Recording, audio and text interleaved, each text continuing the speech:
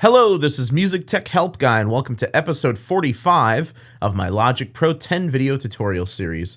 In this episode, we're going to take a look at the new drummer plugin, which is basically a software instrument, a new drum kit designer, as well as a new drum tool that lets you very quickly create drum patterns on the fly, as well as create drum patterns in different genres on the fly. So it's a very intuitive, easy plugin to use.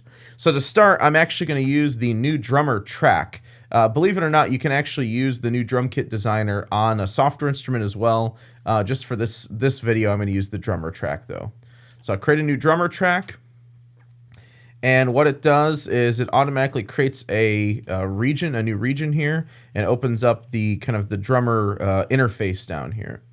So it actually creates two drummer regions, and just the stock sound is a rock kit by a drummer who has been named Jesse.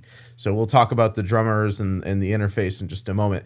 One quick thing I do need to do real quick, and I was going to do this off screen, but I'll just do it on screen, is I just need to make sure to route my signal to my screen capture software, because otherwise you will not hear anything that I am doing right now. So just ignore this bus that I added down here. It's just there just so you can hear what's going on in the screen capture. So let's listen to what our stock drummer sounds like.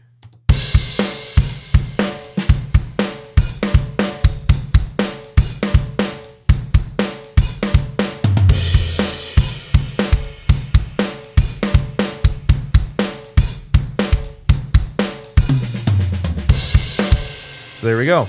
And I realize, by the way, if you're trying to do this along with me, I believe the stock drummer that actually pops up is Kyle here. The only reason why Jesse popped up is because I used him in my first attempt for this video. So that's the first thing we can change. We can change what genre we want to choose: rock, alternative, songwriter, and R&B. And then there's a selection of different drummers you can choose for each genre. Each drummer comes with a different sampled drum kit. However, we will find out at the end of this video, you can actually go in and tweak and change that kit if you want. So the drummer themselves have more to do with just the style in which they play, and less to do with the actual sounds that you're hearing, the actual type of kit, because that's fully customizable. So what I'm going to use is I'm going to use a rock kit, and I'm going to use the drummer named Jesse. Now, I realize it's honestly, I'll be honest, I feel like it's a little cheesy that they named the drummers, although you will find, if you can get over that, the actual interface for the drummer plugin is really, really intuitive. It's really quite good, especially, to be included with the $200 program like Logic, and it's just really easy to use. I mean, anyone can drop a drummer plugin in here and start making drum patterns on the fly, even if you don't know anything about writing percussion, or playing drums. So I'm just gonna have to, because I switched drummers, I'm gonna have to set up my bus here again. We'll just do that one more time. Okay. All right, so this is Jesse. It says that he's inspired by hard rock bands and funk pioneers, plays in-your-face beats on a tight-sounding kit. If you end up accidentally deleting your drummer regions, you can create a new drummer region just by right-clicking and choosing Create Drummer Region. You can also choose an option that says Populate with drummer regions. What that will do is it will basically fill your project with drummer regions up until where you designated the end point of your project is. So if you set the end point of your project at, in my case, it's set to measure 129, you're gonna get 129 measures of drummer plugins or drummer regions. So I don't want that. I just want the one region. And the default size is 8 bars. And you can trim this just like any other audio or MIDI region. You just use your pointer tool, and then you set the snap mode to whatever you want it to be. So I'm going to stick with an 8-bar phrase. I'm just going to turn my cycle mode on there real quick. And the first thing that we can choose down here after we choose our drummer is the actual pattern that we're using. I'm going to stick with the preset that's called Broken Glass. And what you can choose is this little XY pad. You can choose between a complex and a loud pattern, or a complex and a soft pattern, soft and simple, simple and loud. One of the things to keep in mind about these drum kits is that they are velocity layered and alternating sampled drum kits, which means that they don't just contain one snare sample. They contain multiple snare samples or multiple kick samples recorded at different volumes, different dynamics, and also multiple times. So they've done that on purpose to make sure that the drum patterns sound somewhat realistic. So when you pull this up to a loud pattern, you're not only are you just hearing a louder volume, you're also hearing a higher dynamic sample that was recorded louder. If you play it softer, you're going to get softer sounds, not just volume, but you're going to get actual samples that were recorded at a softer dynamic. And oftentimes, when you pull this down to soft, you'll get more things like rim taps and little patter notes, little ghost notes, and things like that. So let's try this on loud, and then I'll pull it down to soft. So here's a loud, kind of like a middle range loud pattern here.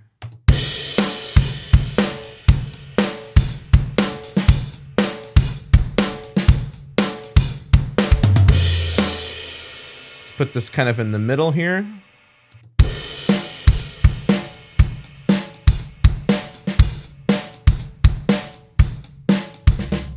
And then soft.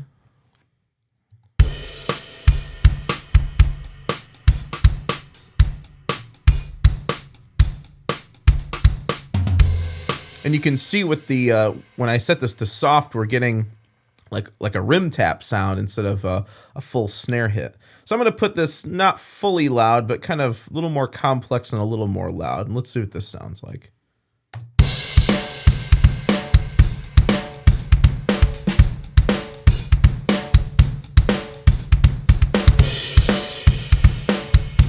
All right, that works for me.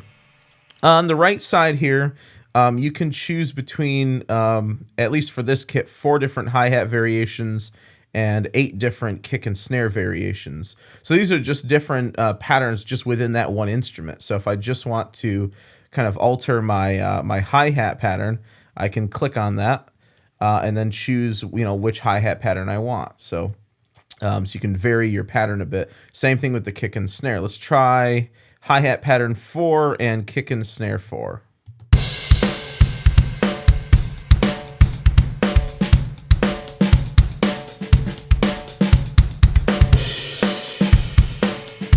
Okay, let's try hi-hat pattern 2 and kick and snare pattern 7.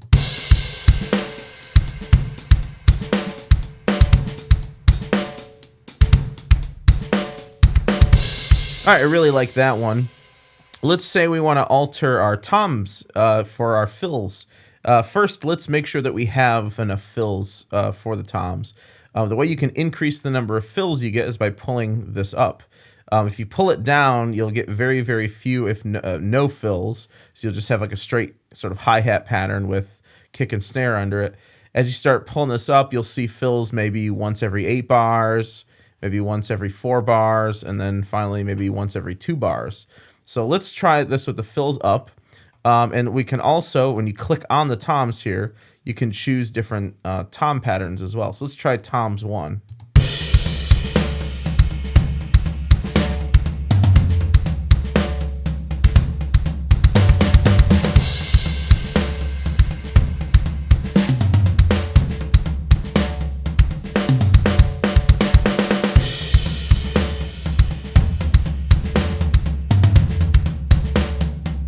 And you'll also see that when you click on the toms, it becomes a much more tom-driven pattern as opposed to a more hi-hat driven pattern. So it actually completely changes the pattern up there. You can also click on cymbals, the cymbals up here as well, and choose between different cymbal patterns.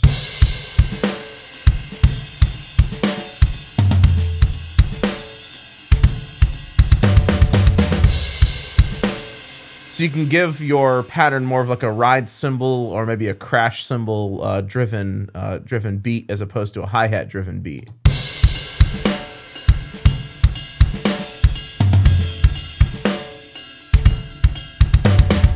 So there you go. I'm going to go back to hi-hat here. And I'm going to, let's talk about this swing value here. One of the things that we talked about in the kind of the quantization videos earlier on was we talked about swing essentially being, you know, when you take two eighth notes that are right next to each other, or two 16th notes, and you take this every second eighth note or 16th note and you start pulling it away from the first one. And this gives you more of like a relaxed, sort of groovy triplet sort of sound. That's what this swing, the swing value does. It automatically takes straight eighth notes or straight 16ths and starts pulling them away from each other, so you get a different sort of feel. So with this all the way down, it's going to be a very straight metronomical pattern.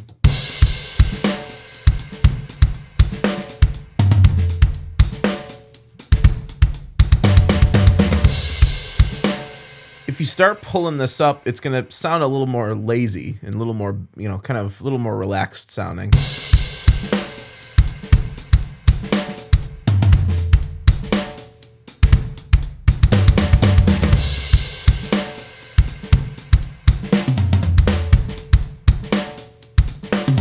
So patterns that were straight eighths or straight 16ths that weren't, you know, da da da da da da da da, are now going to be more like da da da da da da da da, more of like a swung sort of feel to it. And you can pull that up, pull the swing value all the way up or down, or maybe just up a little bit, you know, just to kind of emulate a little bit of, you know, variation in the timing in the drummer, just to make it sound a little bit more realistic, even if you're using a straight feel. One of my favorite things to do with this swing parameter is to, instead of choose 16ths, choose an eighth note feel, and it almost kind of slows down the groove and gives it a really relaxed, more of a relaxed feel.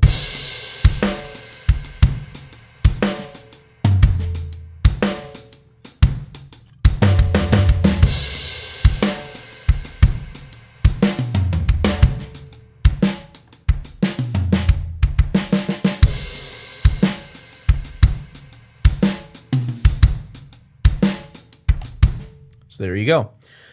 You can also add various auxiliary percussion to this. For this drummer, for this drum kit, you can add tambourine, a shaker, and a hand clap. This will vary. These instruments will vary from drummer to drummer. Other drummers will have things like a cowbell or even like, you know, stick clicks. So you can add things like a tambourine to it. There's 3 different tambourine patterns.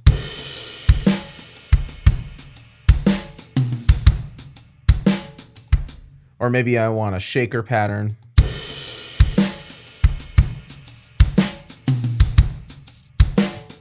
Or maybe just hand claps.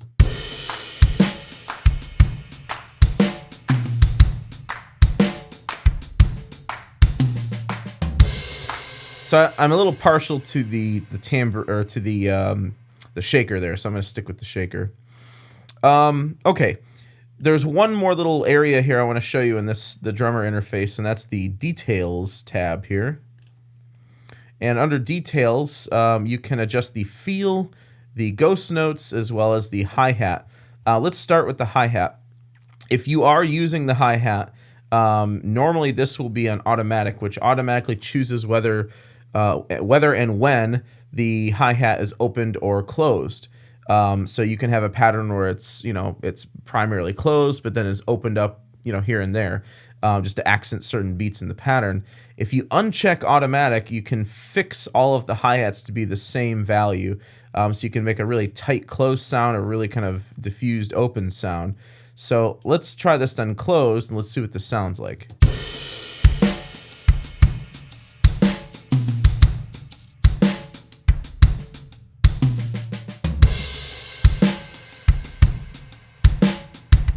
So it's a really tight, closed hi-hat sound. If we pull this all the way open, it's just like having the hi-hat open all the time.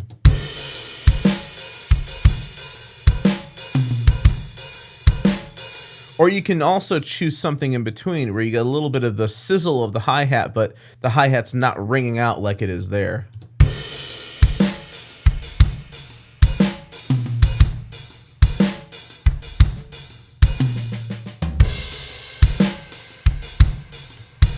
So I'm going to stick with the automatic. Ghost notes. The ghost notes are the little pattery snare, snare hits that you're hearing that kind of add to the overall groove, but aren't like really accentuated drum hits. If you pull this down, you'll hear less of them. And let me just try to find a spot where you'll hear some, kind of like right here and right here. You can see these really tiny notes there. Those are kind of snare ghost notes. If you pull that up, those will be a lot louder and they'll be much more noticeable. So if I pull that all the way up, they'll sound like this.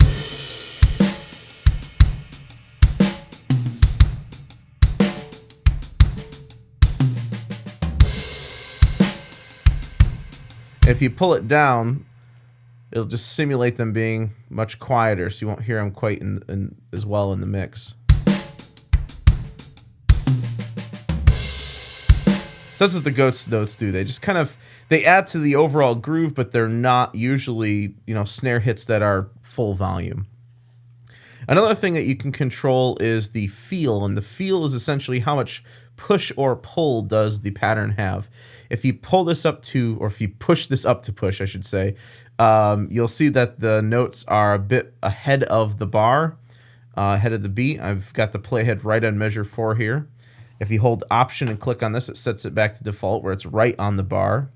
And if you start pulling this back to pull, the drummer will kind of play behind the beat. So this just lets the drummer, it lets the plugin kind of simulate a drummer playing ahead of or behind the beat to maybe match what's going on in your song. If you've got guitar or bass or something like that that's really ahead of the beat the whole time or behind the beat all the time, you can push or pull the drummer so that they are kind of ahead of the beat or behind the beat. All right, so that's just the basics of how to use the drummer interface down here.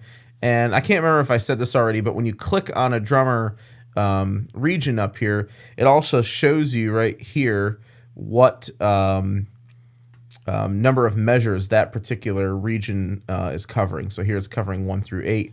And if I were to move this over, say to 9 through 16 or something, and you click on that again, it'll show you, the ruler will show you, hey, this is the pattern that's going on from 9 to 16.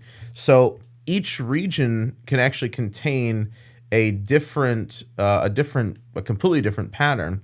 So if I've got one here that I want to be really, really kind of simple and soft, and I want this one to be loud and complex, you can do that. So you can start with kind of a simple pattern like this.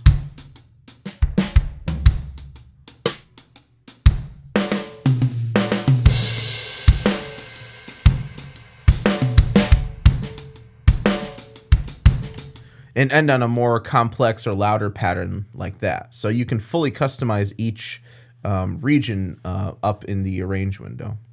Now, another thing you can do is if there's a particular pattern that you've created that you really, really like, let's just say I'm using hi-hat 3, kick and snare 2, and I'm using the shaker or something.